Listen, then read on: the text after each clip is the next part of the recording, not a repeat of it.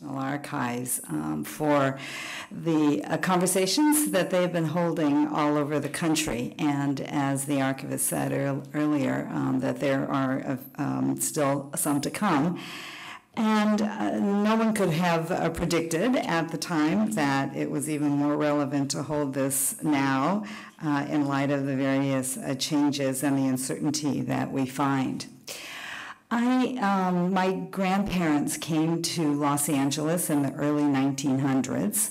They, like many of the first generation, came here to look for work, to have better chance for their families.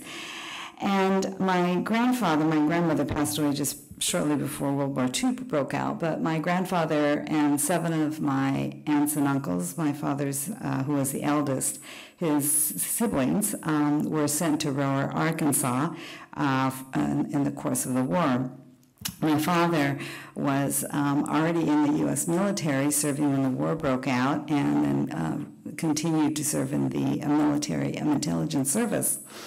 So when the Japanese American National Museum was forming, many people, as you have heard and can imagine, wanted an institution that would preserve those stories. The Civil Liberties Act of 1988, which had resulted after many years of struggle on the part of many individuals, had resulted in a formal apology to those that were incarcerated during World War II, and as you heard, a token, a redress. And at the time that the museum was being formed, for many of those that lived through the war, of course, they wanted to ensure that what happened at the start of World War II would not happen again, that they did not want other individuals to have gone through that same thing. I think there were a lot of those that were born after World War II, like myself, so a lot of my peers who, although intellectually understood that we never wanted it to happen again, I think for many people they never believed that that would be the case. How could the United States talk about rounding up people and they would never put them again into camps? And so while there was intellectual support on the part of many, I think that it was certainly those that experienced it who knew firsthand the fear and what the losses were for them. After 9/11, and there was talk, much of the rhetoric, like we're hearing now, about rounding up Muslims and about wanting to put into camps those that were from various Arab countries. The reality that, in fact, that it could happen again, and that the lessons from World War II and the experience of Japanese Americans was something that in another generation could certainly be repeated. And I think that brought home that there was still much more work to be done.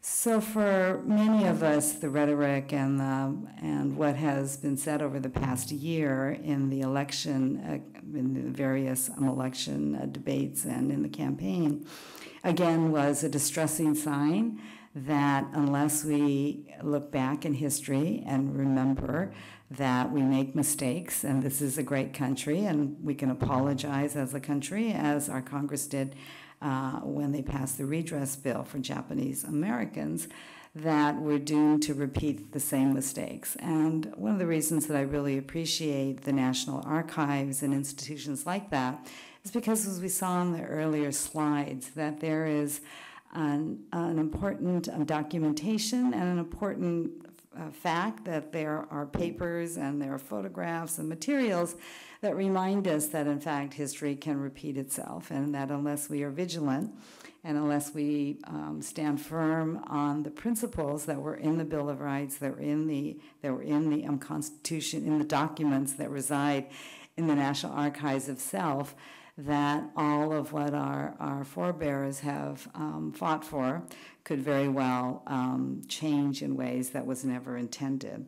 So this conversation throughout the course of the day, while perhaps more focused on the here and now than maybe was originally intended when this was first set out, I think does remind us that it is important that we look back and that we have institutions like the National Archives and like the museum that can not only share original materials, but then help to interpret that in a way of helping all of us and helping our neighbors and friends and those who perhaps don't know the stories to understand and remind us about our various democratic principles.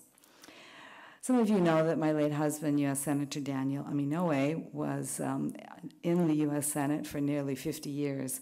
He worked across both aisles and was someone who always felt that regardless of whatever administration was in office, that it was important to get work done, and he always believed that he needed to do that for his state and for his country. He was a Medal of Honor recipient, fought during World War II, and always said that he was proud to be an American, but proud of his ancestry as well. One of the stories that he used to share, especially with young people, was that when World War II broke out, although he was born in the United States, that he was declared an enemy alien. So what is that? You're an American, and so now suddenly you're declared an enemy alien because of your ancestry. And I know that if he were here, that he would remind all of us that it is our responsibility to ensure that we protect others. We heard throughout the course of the panels and the wonderful speaker that we had in the morning that we not only have to talk about policy, but we have to talk about it from a personal perspective, and who are the people whose lives will be impacted, and who are the people who have suffered and have made this country yet great.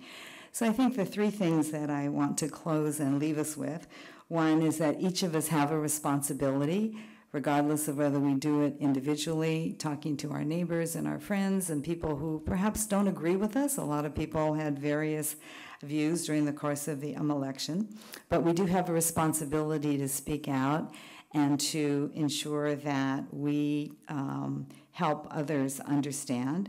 I think, too, as has been said throughout, that we have to reach out into the country and into our neighborhoods to people who don't know what that history is, or perhaps hold a different view now, and to ensure that we're just not talking to ourselves, but that we're talking to broader sets of individuals, and in particular for young people, that this is a tough time on college campuses, but even for very young people, that the question that was asked about how do we begin to talk to young people about what is happening is important, but it's something that we need to do, that we can't isolate them from that. And so secondly, we need to reach out and to find individuals that we can share those informations that we have. And I think that's why institutions like the archives, the various museums that we have are significantly important.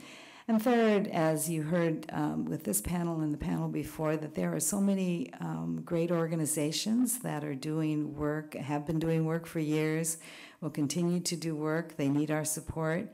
And I do hope that each of us will find ways to, if not to work together as a volunteer or as a supporter, but really help to lift up the work that they are doing. I was very inspired by the last two panelists. The work that Cynthia and Nala are doing are so incredible and so important, and every day they are helping other people to navigate what is going to likely be a very tough time.